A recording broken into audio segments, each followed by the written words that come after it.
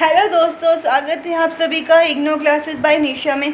आज के इस वीडियो में हम डिस्कशन करेंगे BSOC 131 इंट्रोडक्शन टू सोशियोलॉजी के कुछ ऐसे इंपॉर्टेंट क्वेश्चंस के बारे में डिस्कशन करेंगे जो पिछले 6 साल के जो क्वेश्चन पेपर है उसमें से जो ऐसे क्वेश्चन जो ज़्यादातर रिपीटेड होते हैं एग्ज़ाम में, ये वो क्वेश्चन है। ये टोटल कम से कम 15 क्वेश्चन है। ये क्वेश्चन मतलब एग्ज़ाम में ज़्यादातर रिपीटेड हो चुके हैं, मतलब ये ऐसे कंपलसरी क्वेश्चन है, मतलब इनमें से मतलब क्वेश्चन में से कंपलसरी एग्ज़ाम में आना ये पक्का है। तो आए 2024 एग्ज़ाम के दिसंबर 2024 एग्ज़ाम के लिए ये बहुत ही बेनिफिशियल क्वेश्चन है, तो आप इस क्वेश्चन को करके जाइए। आइए देखते हैं कि फर्स्ट क्वेश्चन क्या है। फर्स्ट क्वेश्चन है discuss the factors for the emergence of sociology. हमें इसमें बताना है फर्स्ट, हमें जैसे कि मैं अपने हर एक वीडियो में आपको बताती हूँ कि हमें अनसाइडिंग फॉर्मेट पे ज़्यादा ध्यान देना है। तो अनसाइडिंग फॉर्मेट क्या है, जैसे कि introduction, man body and conclusion. तो वैसे ही हमें हर एक क्वेश्चन मतलब हर एक आंसर से पहले हमें इंट्रोडक्शन एक्सप्लेन करना ही है। जैसे कि हम क्वेश्चन नंबर फर्स्ट को देखते हैं, discuss the factor for the emergence of sociology. तो हमें फर्स्ट बताना है कि इमर्जेंस ऑफ सोशियोलॉजी क्या है, उसका कॉन्सेप्ट एक्सप्लेन करना है। फिर डिटेल में हमें मैन बॉडी में क्या उसके फैक्टर्स है, किसके इमर्जेंस ऑफ सोशियोलॉजी के लिए, ये हमें डिस्कस करना है मैन बॉडी में। फिर हमें कंक्लूजन लिखना है। तो हो सके तो अपने आंसर्स में डायग्राम्स या एग्जाम्पल्स ये सब डालने की आपको ज़्यादातर कोशिश करनी है। Question number second, explain political sociology has a सब फील्ड ऑफ सोशियोलॉजी। फर्स्ट हमें कॉन्सेप्ट एक्सप्लेन करना है कि पॉलिटिकल सोशियोलॉजी क्या है। फिर मैन बॉडी में हमें पॉलिटिकल सोशियोलॉजी बताना है कि क्या ये फील्ड है, किसकी सोशियोलॉजी की फील्ड है, ये हमें मैन बॉडी में एक्सप्लेन करना। फिर कंक्लूजन लिखना है। Question number third, what is social change, discuss the approaches to the understanding of social change. हमें फर्स्ट इस कॉन्सेप्ट बताना है कि सोशल चेंज क्या है, ये हमें एग्जाम्पल के साथ हमें बताने की कोशिश करना है, मतलब एग्जाम्पल के साथ हमें बताना है।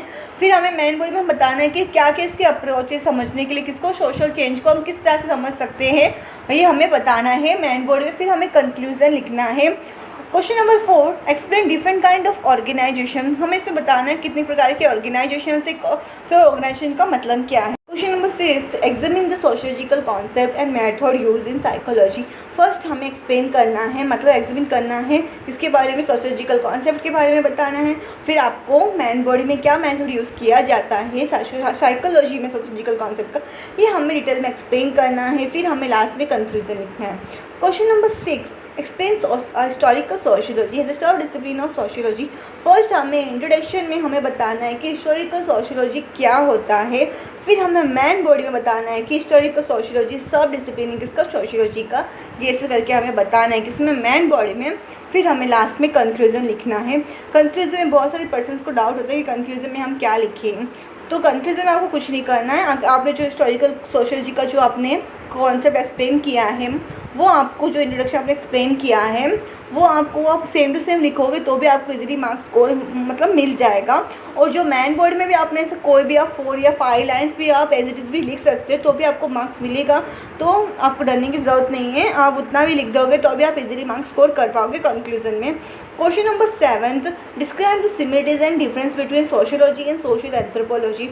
इसमें फर्स्ट हमें बताना है कि सोशियोलॉजी और सोशल एंथ्रोपोलॉजी का डेफिनेशन हमें एक्सप्लेन करना है। फिर मैन बॉडी में हमको सिमिलरिटीज और क्या डिफरेंस है दोनों के बीच में, ये हमें मैन बॉडी में दोनों के डिफरेंस और सिमिलरिटीज के बारे में बताना है। फिर लास्ट में हमें कंक्लूजन लिखना है। कंक्लूजन मैंने हमें बताया है कि कंक्लूजन में आपको क्या लिखना है।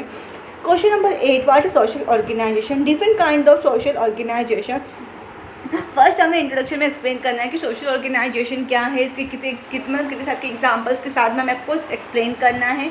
फिर आपको डिफरेंट काइंड्स ऑफ सोशलाइजेशन कितने प्रकार के मतलब सोशल ऑर्गेनाइजेशन है ये आपको मैन बॉडी में बताना है। फिर आपको कंक्लूजन लिखना है। आपको ज़्यादातर अपने आंसर्स में आपको कोशिश करना है कि आप डायग्राम या फ्लो चार्ट जैसा कुछ एग्जाम्पल्स के थ्रू एक्सप्लेन करने की आपको ट्राई करना है, क्योंकि आप अगर आप अपने आंसर राइटिंग में अपने आंसर्स में आप अगर आप डालने की कोशिश करो, जैसे कि फ्लो चार्ट, डायग्राम और एग्जाम्पल, तो आपको इजीली अच्छे मार्क्स स्कोर करने में मदद मिलता है। Question number 9, what is culture, it's factors, element and characteristic. जो क्वेश्चन नंबर 8 है ये मोस्ट इंपॉर्टेंट क्वेश्चन है, क्योंकि मोस्ट इंपॉर्टेंट क्वेश्चन है ये, मतलब कल्चर से रिलेटेड हर साल मतलब क्वेश्चन पेपर, मतलब हर साल क्वेश्चन आ चुका है। तो आपको कल्चर से रिलेटेड आपको हर एक चीज़ याद रखना है कि कल्चर का मीनिंग क्या है, क्या इसके फैक्टर्स है, क्या इसकी एलिमेंट्स है, क्या इसकी कैरेक्टरिस्टिक है। तो आपको कल्चर के बारे में आपको सब कुछ करना है, मतलब आप इजीली 20 मतलब इजीली आप 20 मार्क्स स्कोर कर पाओगे। तो आप सभी को पता है कि 20 मार्क्स में कितना लिखना पड़ता है, 5 पेजेस में लिखोगे तो इनफ है लिखने के लिए, मतलब करने के लिए। Question number 10, what is community, describe the salient features of community. हमें बताना है कि कम्युनिटी क्या है और क्या इसके साइलेंट फीचर्स है, ये हमें डिटेल में बताना है, फिर आपको लास्ट में कंक्लूजन लिखना है। Question number 11, explain the concept of status role with suitable example. इसमें आपको एक्सप्लेन करना है कॉन्सेप्ट किसका, स्टेटस का, और रोल का एग्जाम्पल के साथ में आपको एक्सप्लेन करना है। Question number 12, explain relationship and difference of sociology and economy. First आपको सोशियोलॉजी और इकोनॉमी के बारे में डेफिनेशन एक्सप्लेन करना है और क्या इनका रिलेशन है और डिफरेंस है, मतलब एक दूसरे के साथ में इनका रिलेशनशिप भी बताना है, इनका डिफरेंस भी बताना है आपको किसका, सोशियोलॉजी और इकोनॉमिक का। Question number 13, discuss the nature and scope of the discipline of sociology. हमें सोशियोलॉजी के मतलब बारे में बताना है, इसका नेचर बताना है, इसका स्कोप बताना है और क्या इसका रिलेशन है किसके साथ में, साइकोलॉजी के साथ में। ये जो मतलब ये explain it's relation with psychology, ये क्वेश्चन भी एग्जाम में ज़्यादा रिपीटेड होता है, तो आपको इस क्वेश्चन पे भी ध्यान देना है कि आपको क्या रिलेशन है किसका, सोशियोलॉजी का साइकोलॉजी के साथ में। तो आपको ये क्वेश्चन भी आपको मतलब ध्यान लगा कि पढ़ना, आपको करके जाना एग्ज़ाम के पहले। Question number 14, what is social group, social institution, discuss it's signification. आपको बताना है कि सोशल ग्रुप क्या है, सोशल इंस्टीट्यूशन और इसके क्या सिग्निफिकेशन है, ये आपको डिटेल में एक्सप्लेन करना है मैन बॉडी में, फिर आपको कंक्लूजन लिखना है। Question number 15, explain the premises of functionalisms. आपको बताना है कि प्रीमाइसेस ऑफ फंक्शनलिज्म क्या है और ये आपको बताना है। और रेडिक्लिफ ब्राउन करके भी एक मतलब एक साइंटिस्ट हुआ करता था होता था, तो आपको इसके बारे में भी आपको डिटेल में एक्सप्लेन करना है।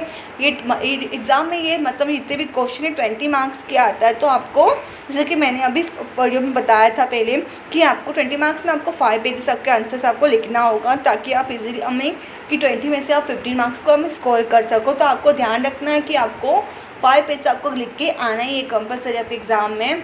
तो आपको ध्यान रखना अपने आंसर राइटिंग फॉर्मेट में, इंट्रोडक्शन में और मैन बॉडी और आपको कंक्लूजन में। आपको ट्राई करना है कि आप अपने आंसर्स को ऐसे ही प्रेजेंट करिए अपने एग्ज़ाम में। तो आपको ज़्यादा कोशिश करनी कि आप डायग्राम या फ्लो चार्ट से और आने की भी कोशिश करें। अगर आप ये सब क्वेश्चन आप करके जाओगे, आप इसके आंसर्स बनाओगे, तो आपको क्रोमिंग पे आप इससे रिलेटेड कोई भी मतलब डालोगे तो आपको इजीली कोई फ्लो चार्ट, डायग्राम, एग्जांपल मिल जाएगा। जैसे कि हम इसमें लेते हैं क्वेश्चन नंबर 11 का एग्जाम्पल लेते हैं। इसमें लिखा है, इसमें बताया कि explain the concept of status role with suitable example. तो आप अगर इजीली आप कोई भी टाइप करोगे concept of status with the diagram, तो आप इमेजेस में जाओगे तो आपको मतलब ऐसे बहुत सारे डायग्राम्स या फ्लो चार्ट्स मिल जाएगा। तो आप वो भी आप अपने आंसर्स में डालने की कोशिश कीजिए। इसमें क्या होगा कि आपकी जो आप लिखते हो वो टाइम कंज्यूमिंग होगा और आपका मतलब आप लिखोगे तो आप इजीली आप 1 पेज आप इजीली कवर कर पाओगे डायग्राम के थ्रू।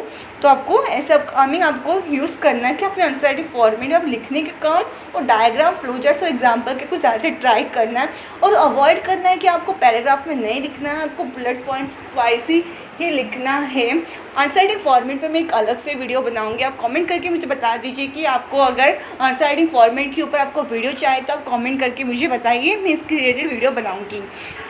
तो आपको कोशिश करना है कि आपको आंसर ऐसे लिखना है और अवॉइड करना आपको फुली पैराग्राफ, आपको हमेशा पॉइंट वाइज ही लिखने की कोशिश करना है। और ऐसे ही और सब्जेक्ट की मतलब इग्नो के कोर्सेज से रिलेटेड सब्जेक्ट्स के लिए इंपॉर्टेंट क्वेश्चंस, चैप्टर्स के एक्सप्लेनेशन के लिए चैनल को मतलब सब्सक्राइब करना है ऐसे और वीडियोज़ के लिए। और जो बच्चे इस एग्ज़ाम के लिए बैठने वाले दिसंबर 2024 के लिए, ये क्वेश्चन मोस्ट इंपॉर्टेंट क्वेश्चन है। अगर आप ये क्वेश्चन भी करके जाओगे तो आप इजीली 80+ मार्क्स स्कोर करके जा सकते हो। तो आप ट्रस्ट करिए इस वीडियो पर और अपने ये क्वेश्चन आप एग्जाम पे करके जाइए, डेफिनेटली 100% आपको ये क्वेश्चंस आने वाले हैं। और अगर आपको ये वीडियो अच्छा लगा तो कमेंट करके बताइए और आपको क्या और आगे का वीडियो चाहिए आप कमेंट करके मुझे बता दे सकते हैं। Thank you for watching our video.